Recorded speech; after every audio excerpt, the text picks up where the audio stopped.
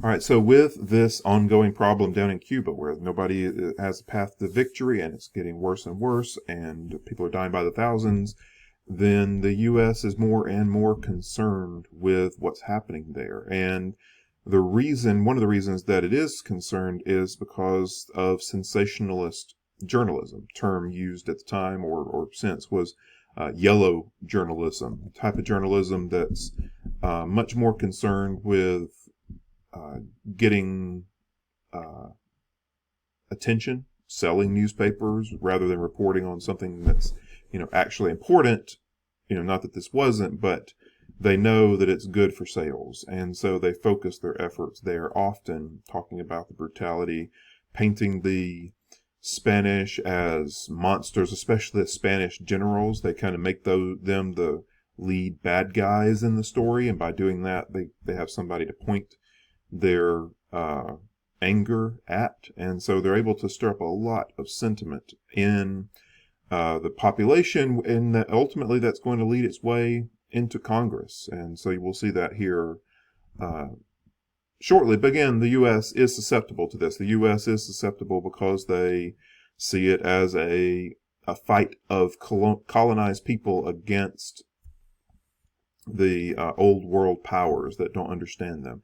And so they feel a little bit of an affinity for the cause of the Liberation Army, and therefore they want to get involved, even though there's a lot of pushback from the upper echelons of U.S. society. The president and business interests and all that are pushing back against U.S. intervention, but it's going to reach a tipping point here rather shortly. By 1896, the Senate and the House end up passing a resolution to recognize the rebels as a legitimate force, as I think they call them official belligerents or something along that line. Basically, I think this was the opening up of the path to aid, opening up the path to even U.S. involvement on their behalf. But that was something they tried to do. The president at the time, Cleveland, wasn't interested in that path. Grover Cleveland said no, and they wanted to work with Spain to give the island more freedom. They thought that a more peaceful resolution with Spain was the best path at the time. Spain politely said no, we're going to keep going on the path that we are currently on. But the stance of the U.S. changes over time, and in this case, the stance of the U.S. concerning intervention is going to change, and that it often can help when the administration changes. So we changed from Cleveland to the McKinley administration. Now I have McKinley pro-intervention here. That wasn't official right at the beginning. He still talked a lot about the need to work with Spain, but he did campaign on, in this campaign that the U.S. should be supporting a free Cuba, and also U.S. control of Hawaii and the creation of a canal at Panama. And so he campaigned as expansionist, or at least the U.S. being very active internationally, we'll put it that way. He told, shortly after being elected, he told the new ambassador to Spain that the United States could not stand by and let this bloody struggle continue. Now, he is going to give Spain a bit more of a chance than a lot of people in Congress or in the U.S. public really want to do, but he's still going to be much more amenable than the Cleveland administration was as far as getting the U.S. involved in this particular matter.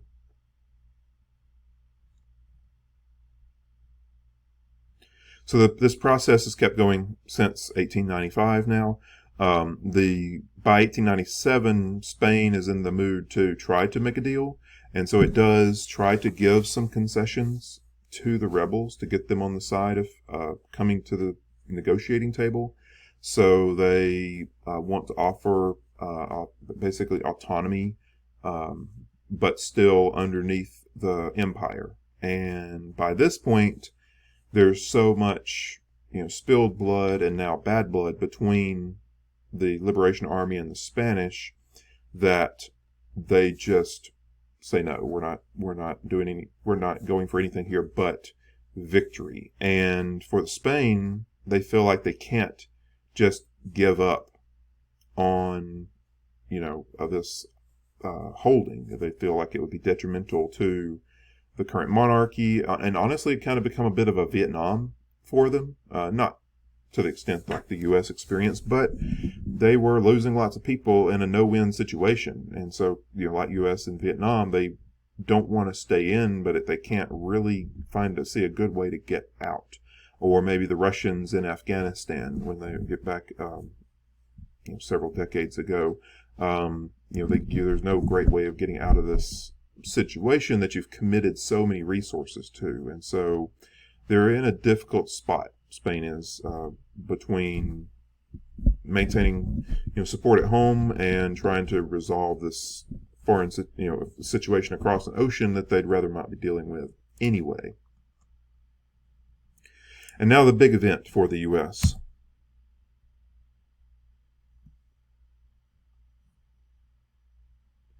The U.S. is going to be up in arms rather quickly. So the first thing that happens actually is that there's some riots that are happening in Havana, just people unhappy with the situation. And so the U.S.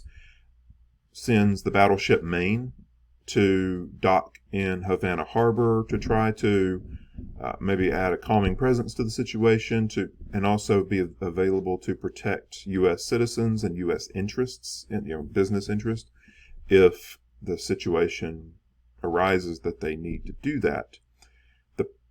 But after it's docked there, the embarrassing thing that happens is that the New York Journal, the same one that you see here, stoking concerns after the upcoming explosion. But before that, the New York Journal printed a private letter of the Spanish minister in Washington. So the Spanish ambassador, who would have been well known to the folks there in Washington, and they had gotten a hold. I don't know exactly how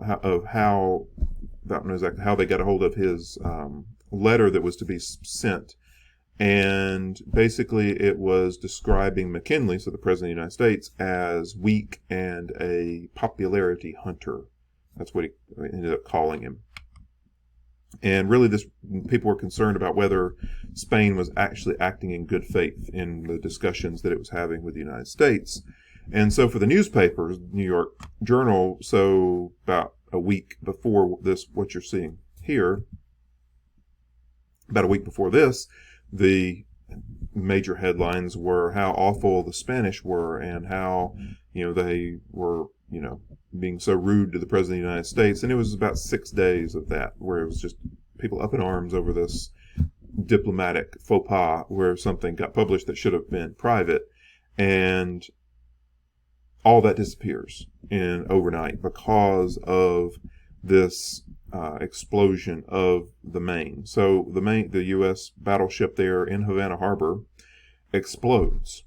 And so 260 U.S. personnel are killed. There's about 84 people that did survive. They were able to get off the ship. The surviving commander telegrammed Washington and urged people to remain calm until they figured out what the situation was, because they didn't actually know what happened even there at the scene of the incident.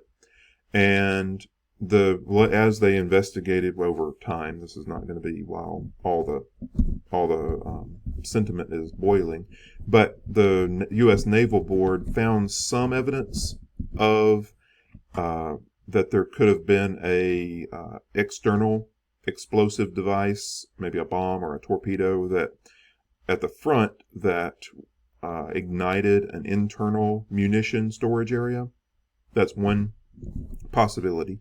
The other was that something just set off the munitions somehow, and it just blew the ship. And so there's no way to know. There was never any conclusive evidence in any of this, but conclusive evidence wasn't necessary at this point, given the state of U.S. concern, and also the state of journalism, and the stoking rage and the sentiment of the public that's just kind of looking for a fight at this point, it seems.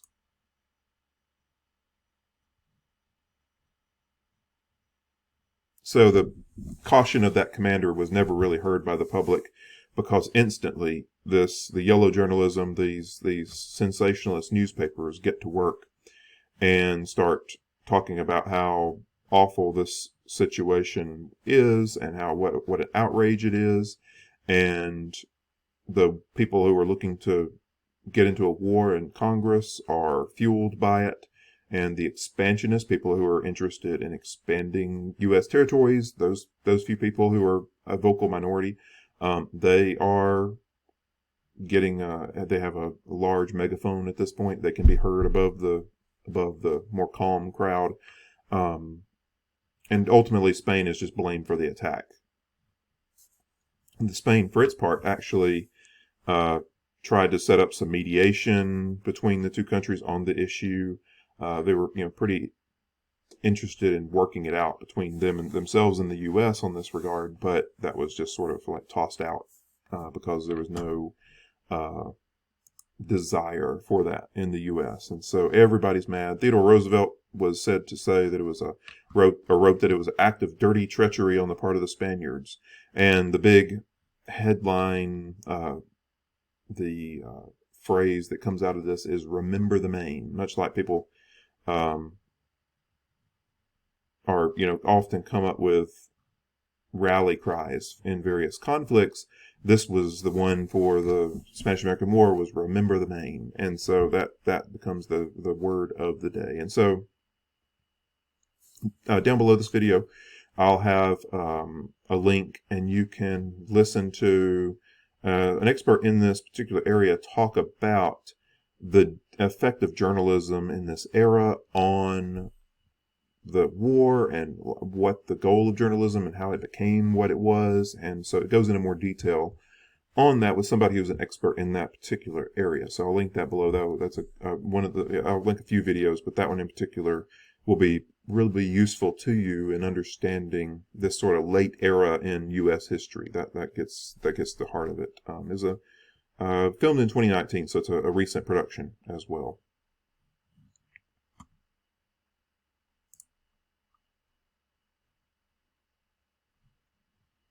I think I'll pause there for just a second, and just so we don't get cut off on the next section.